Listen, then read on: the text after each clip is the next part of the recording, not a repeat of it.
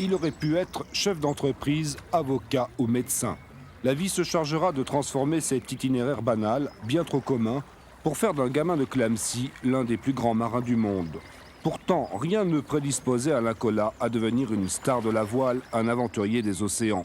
Son premier contact avec l'eau se fait ici, sur les bords de l'Yonne, au pied de l'immense demeure familiale. À 17 ans, il décide de créer le Canoë Kayak Club. Sur un coup de tête, il négocie avec la mairie, débloque une subvention, obtient un hangar et mobilise quelques copains sur son projet. Ce n'est pas qu'une lubie. Déjà, Alain Colas forge ses qualités de meneur d'hommes, d'organisateur. Il développe aussi un goût très marqué pour la compétition. Ses proches s'en souviennent encore. C'était la locomotive, c'est lui qui nous tirait, qui a forcé toute une bande de gamins qui ne savaient pas trop quoi faire. En fait, il nous a amenés à la compétition et au canoë-kayak de compétition jusqu'au plus haut niveau, des championnats.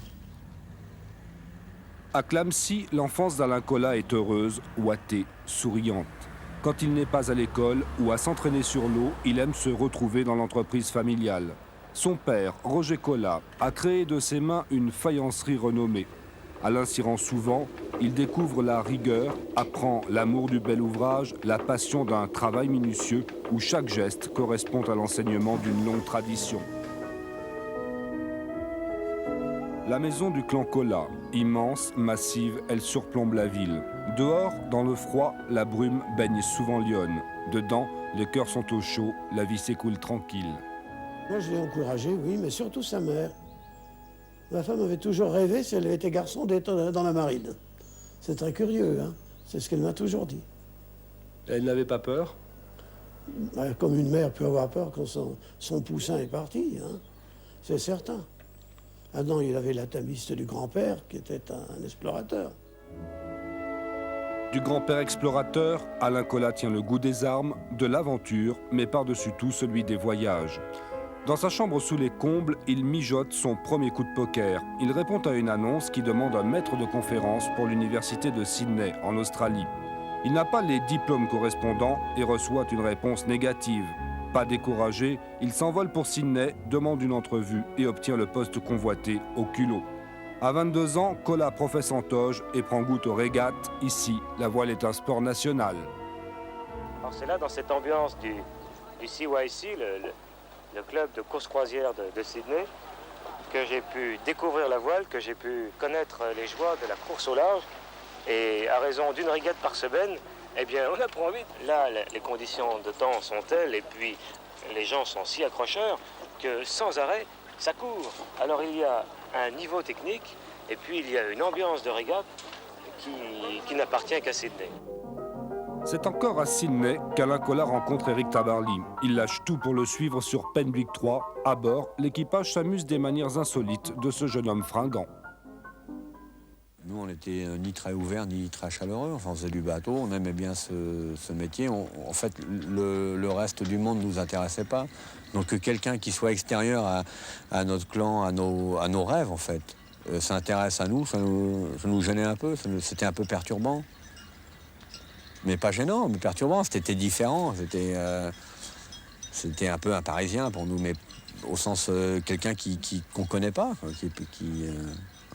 qui vit pas avec nous, avec lequel on ne peut pas avoir de souvenirs ni de points de référence, vu que nos points de référence se situaient au niveau des bateaux, essentiellement, uniquement, et des courses, et de ce milieu dans lequel on vivait pour faire que ça, pour être complètement immergé dans le milieu maritime. Colas est fasciné par Tabarly. Il tombe amoureux fou de Penwick 4, le rachète à la première occasion. Très vite, il sera convaincu du potentiel énorme de ce bateau. C'est un engin qui marche à la voile et marche très très vite. Un engin de performance conçu autour d'une idée de base. Traverser l'Atlantique le plus vite possible à la voile, un bonhomme tout seul à bord. Et plus un bateau est grand, plus il va vite. C'est valable pour toutes les formules de voilier. En plus de cela, il est très puissant. Il est très homogène, il est très rigide. Alain Colas est à Tahiti quand il décide de participer à la Transat anglaise en solitaire de 1972. Avec Théoura, sa compagne, il doit d'abord ramener le bateau jusqu'en Bretagne. 3 mois de mer pour se mettre Penwick 4 en main, mesurer la difficulté de la navigation en solitaire, apprendre la manœuvre d'une bête de course compliquée, capricieuse. Et quand il pointe ses étraves à la Trinité, l'un des rares témoins de son arrivée se souvient. J'étais pratiquement le seul journaliste présent, et de là j'ai enchaîné. D'abord j'ai découvert que Colas avait considérablement vieilli dans sa tête, que deuxièmement il était devenu un sacré marin, que Tabarly était décidément un bon prof, et troisièmement, que tout ça se passant à 2 mois du départ de la Transat de 72, le favori officiel était Terlin sur le vendredi 13, bateau géant. Mais pour moi, le vrai favori, parce qu'un bateau formidablement au point, avec un marin tout à fait à coquiner, faisant corps avec son bateau, il n'y avait pas de doute, le couple favori, c'était Colas et Penwick 4. Et pourtant, seul un bateau attire tous les regards au départ de l'Ostar 72, celui de Jean-Yves Terlin. Vendredi 13, long de 33 mètres est donné généralement vainqueur. Colas fait figure d'épouvantail. Dans le milieu très fermé des coureurs au large, son ambition surprend, parfois même son assurance irrite. Colas m'a étonné parce qu'il avait une capacité, au fond d'étudiant, et d'étudiants sérieux, une capacité à apprendre assez exceptionnelle, doublée d'un culot monstre. C'est peut-être ce qu'on lui a reproché le plus d'ailleurs ensuite, cette espèce de prétention affichée qui faisait que ça paraissait par moments un peu éhonté. En réalité, il était très timide et ça cachait une ambition forcenée. Il avait l'envie de démontrer que celui qu'on appelait le petit cuisinier, là, pouvait être un grand marin. Dès le départ, Colas s'est placé en vainqueur potentiel sur l'eau. Les événements vont lui donner raison. Cette Transat 72 se joue ici, au moment de la rencontre historique entre Penwick 4 et Vendredi 13. Une image de légende, celle des 2 prétendants à la victoire, au coude à coude, en plein milieu de l'Atlantique. Me rendre compte que j'avais fait jusque-là jeu égal avec mon adversaire direct dans les conditions qui étaient les siennes, c'était extraordinaire, mais je hurlais sur place, j'étais tellement excité. Je me suis mis aussitôt à la barre, et puis jusqu'à ce que je l'ai rattrapé. Et puis quand je suis arrivé à sa hauteur, tout ce que j'ai trouvé à dire, ça s'est résumé en un geste. Je lui ai fait un signe de la main, et puis lui, il m'a regardé un bon moment. Et puis, il a arpenté le pont de son bateau jusqu'à l'avant. Et là, il s'est assis à l'avant, dans son balcon. Il a regardé ses voiles, il a regardé son réglage. Et puis, je suis arrivé exactement à sa hauteur. Je passais. Alors là, il m'a fait un grand signe. Et je lui ai fait un grand signe. Et puis, c'est difficile à résumer un moment pareil. 4 ans après Tabarly, un autre Français gagne l'Ostar. Vendredi 13 passe la ligne quelques heures après Colas. Claude Lelouch, son sponsor, reste beau joueur et résume le sentiment général.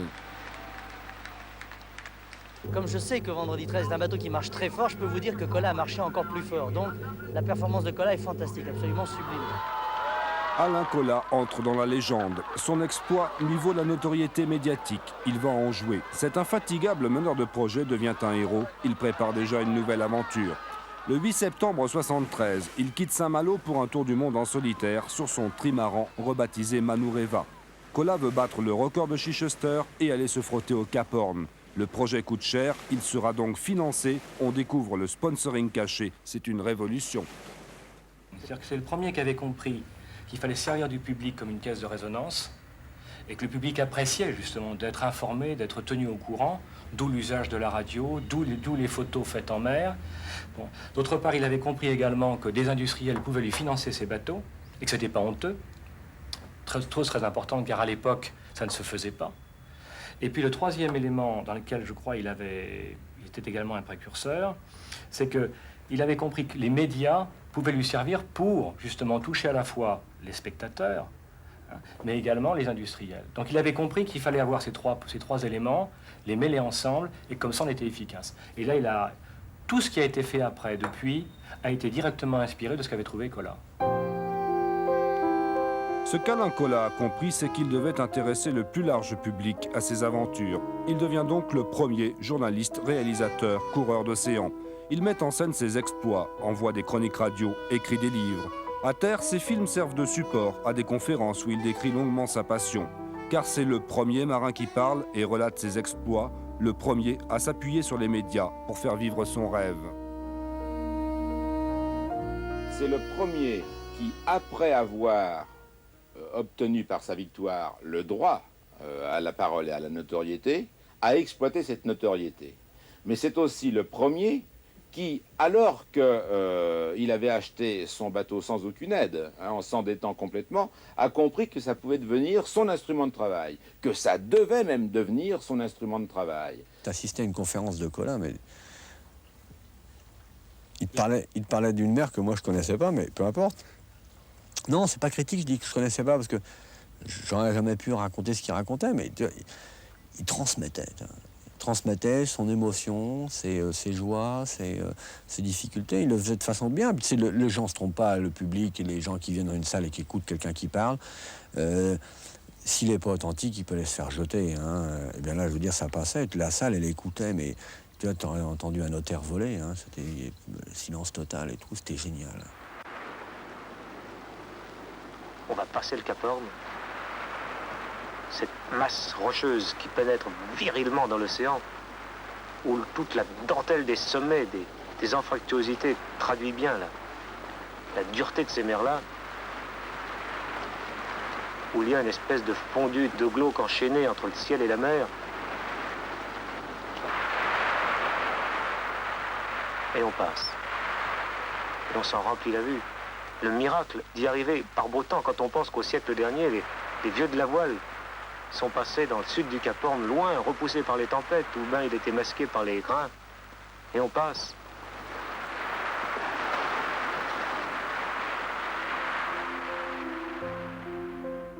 « 169 jours plus tard, Manureva se présente face au rempart de Saint-Malo. Cola et Capornier, des milliers de gens sont venus le lui dire. Il se rend quelques jours après à Greenwich, en pèlerinage, pour admirer le Cutty Sark, un clipper du siècle dernier, habitué du Cap Horn. Cola est fasciné par cette époque de la marine à voile. Il rêve d'un bateau long et racé comme un clipper, mais équipé d'appareillage ultramoderne. Un architecte marseillais, Michel Bigouin, lui propose les plans d'un 4-mâts long de 72 mètres. La coque est mise en chantier à Toulon, pendant que démarrent les premiers essais en soufflerie. Alain Cola relève un énorme défi dans un scepticisme général et au moment où le sort va le frapper durement. Week-end de Pentecôte tragique à la Trinité, le cordage d'une ancre lui laboure le pied droit, coupant chair et os, une erreur d'inattention fatale. Il donnait les ordres, il était froid, il a pas perdu son sang-froid une minute. J'en reviens pas, moi, je suis vraiment surpris de ce courage, c'est incroyable. Les chirurgiens de l'hôpital de Nantes font un miracle, Alain Cola en fera un autre, celui de diriger seul, depuis sa chambre, toute la construction du 4-mâts et en subissant 22 opérations.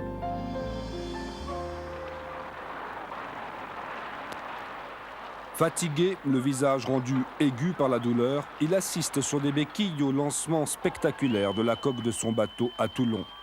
Le procédé est original puisque le 4-mâts est lancé à l'envers avant de se retourner d'un coup sec dans un grand bruit d'eau fouettée.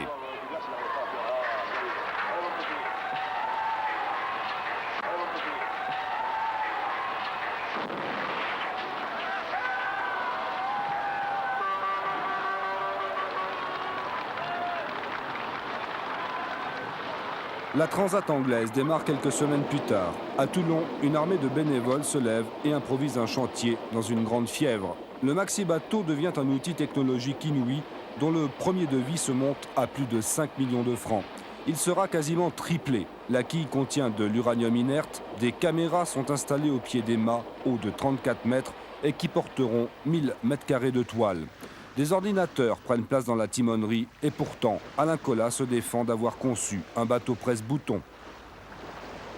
Ce qui nous a d'abord séduit, c'est le progrès technologique que ça représentait. Ce qui nous a séduit aussi, c'est la méfiance de tous les autres contre son génie. Et ça, c'était enthousiasmant de sentir, de savoir qu'il avait raison, tout seul contre tous les autres. Alors, non. Et en plus, il faut bien le dire, comme presque toujours avec Alain, il avait une façon de renvoyer l'ascenseur qui était tellement extraordinaire que vous croyait au début que vous l'aidiez, et en fait c'est lui qui nous aidait. Au départ de la Transat 76, Club Méditerranée crée l'événement et la gêne chez les organisateurs anglais. La presse britannique suggère déjà un règlement qui limiterait la taille des bateaux. Alain Colas vit mal ses tracasseries, il dérape dans ses déclarations. La lutte sera chère pour la seconde place, dit-il, alors que beaucoup se demandent comment cet homme presque infirme pourra mener seul ce bateau gigantesque. 5 tempêtes successives cueillent la flotte. À Newport, Tabarly surgit de la brume et souffle la victoire à Colas qui passe la ligne 7 heures plus tard après avoir fait escale à Terre-Neuve. Alain Colas n'est pas un perdant, ses déclarations s'en ressentent. On a tellement dit que je récupérerais jamais ma jambe, on a tellement dit que c'était un bateau qui ne marcherait pas, que c'était un bateau que je ne pourrais pas mener.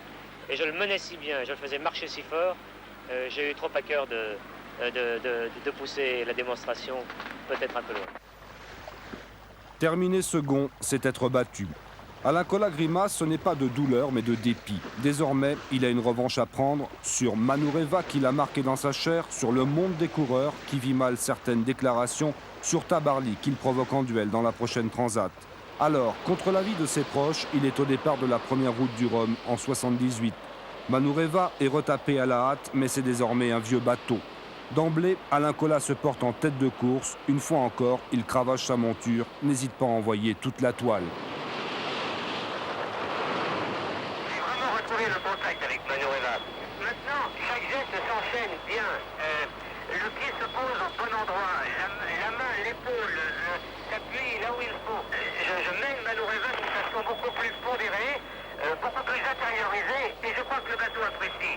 Et je pense qu'en ce moment, on fait de la très bonne route. Bonjour à toute l'équipe, au revoir. Colas, la Marine nationale a décidé de stopper les recherches aériennes. Depuis le 24 novembre, plus d'un mois donc, 2 brigades atlantiques, l'un basé à Pointe-à-Pitre, l'autre aux Açores, ratissaient chaque jour l'océan pour tenter de repérer le bateau d'Alain Colas. Je lui avais un peu parlé de sa disparition. Je dis, Alain, tu vas partir et tu vas sûrement plus revenir parce que j'ai vraiment une intense un feeling très intérieur. Et donc, quand il a disparu, je me suis dit, voilà. Donc, mon intérieur avait raison. Vous savez, c'est terrible de perdre un enfant. C'est un morceau de vous-même qui s'en va. Hein. On est toujours une petite idée de dire, est-ce que je le verrai? On n'a rien retrouvé de son bateau. On n'a absolument rien retrouvé, ni de la nuit. On ne peut pas s'empêcher de penser à l'impossible. Pas une bouée, pas un bout de flotteur, ce manque d'indices va alimenter de bien étranges rumeurs. Certains imaginent un coup médiatique ou Colas caché sur une île déserte. Ces insinuations révoltent ses proches.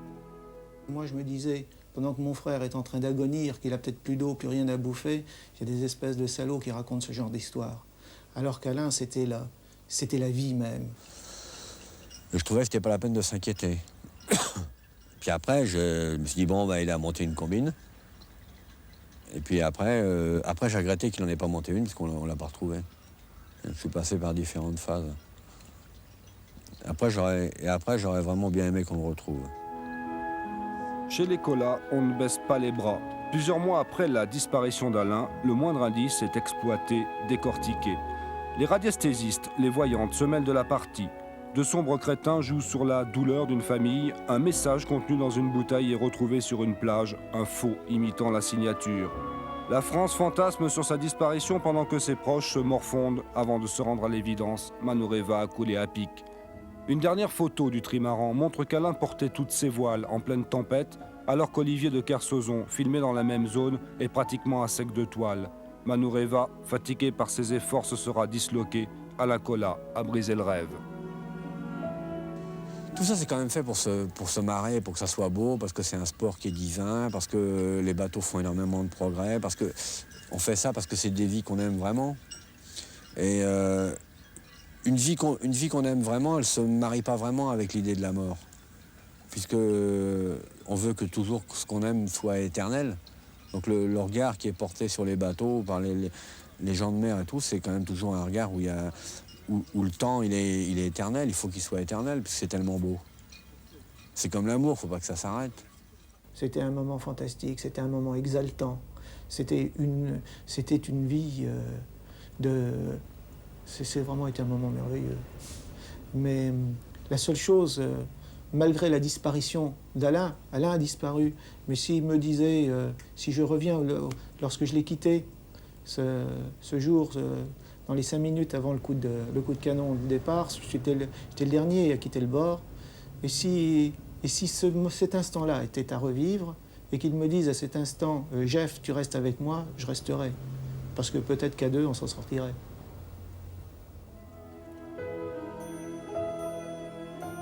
Le temps n'efface pas tout. À Clamecy, les souvenirs du fils prodige sont encore à vif et certaines nuits, le sommeil bien difficile à trouver. Pour tous ceux qui l'ont aimé, Alain Colas n'est pas tout à fait mort puisqu'il n'est que disparu. La peine ne peut faire oublier qu'il était un grand marin, un précurseur, un homme de projet, un innovateur génial dans le monde très fermé des coureurs d'océan. La course au large a été touchée par le syndrome Colas. Ses photos, ses bibelots, pieusement conservés, ses trophées rappellent à l'évidence l'homme d'action, bourré d'une énergie vitale, encore récemment ramené en surface par l'actualité.